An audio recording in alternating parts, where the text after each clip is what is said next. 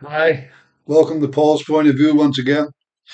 I want to discuss uh, where are the refugees, parts one and two, which I posted earlier on my channel before I move on to the topic that I'm going to discuss. And the reason I want to do that is because I notice a number of people have visited part one of where are the refugees, but not many people have visited part two.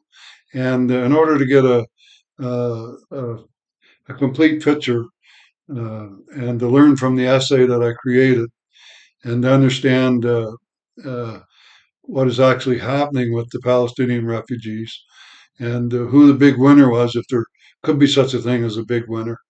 You need to look at part two. Iran, if anybody won, if you could call somebody a winner of that horrific attack and what then ensued, Iran's the winner. So have a look at that and uh, give the piece the look that it deserves. Moving on and related, uh, in Where Are the Hostages, I took Benjamin Netanyahu, Prime Minister Netanyahu, to task for bombing innocent Palestinians. And once again, I reiterate, in the name of God, Mr. Prime Minister, stop bombing innocent civilians. You can deal with Hamas in better ways than that. Now, having said that, I'd like to point out something about how Israel was created. There were five mandates created at the end of at the end of the First World War.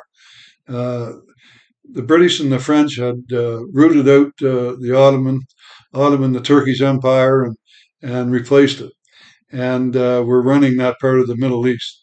And between the two countries, they created five mandates in league with the League of Nations, America, powerful Arab interests, so on and so forth. And these mandates were called, in the end, were known as Syria, Jordan, Iraq, Lebanon, and Palestine, with Palestine being uh, earmarked to provide for two states, a Jewish state and a Palestinian state. Now, in the creation of these mandates, hundreds of thousands, if not millions, of people were displaced, rooted up, villages were burnt, uh, people became citizens of different countries overnight, and were pushed around like cattle to different areas of different countries that they didn't want to be in. Anyway, uh, so the reason why I point that out is that they now use these Arab countries, the fact that there were hundreds of thousands of Palestinians displaced in the creation of Israel, forgetting the fact that over a million, if not more, peoples were displaced in the creation of their own states. Nothing said about that, but that's the main plank in their criticism of Israel and why it shouldn't be a state. And I just wanted to point that out because that's utter hypocrisy. It's like teapot calling the kettle black, if you know what I mean.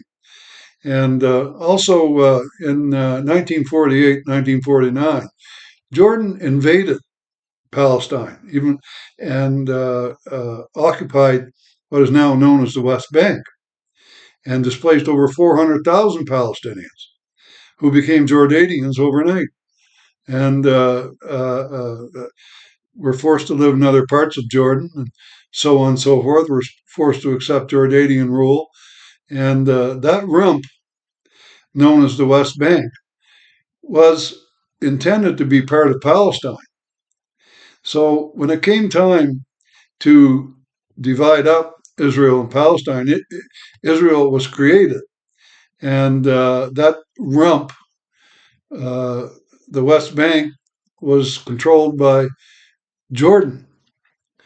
And to this day, the fact that uh, the Mandate of Palestine was the map was drawn up in a way that became distorted by this rump that Jordan had annexed in 1948-49, contributes still to the fact that Palestine is not a state. So uh, a little history lesson there for you. And I'm kind of dealing with it in a general fashion. If you do decide to go down the rabbit hole of learning the history of that part of the Middle East or the Middle East as a whole, have fun. You'll see what I was up against, but it's worth pointing out. All right, have a good one. Thanks for listening.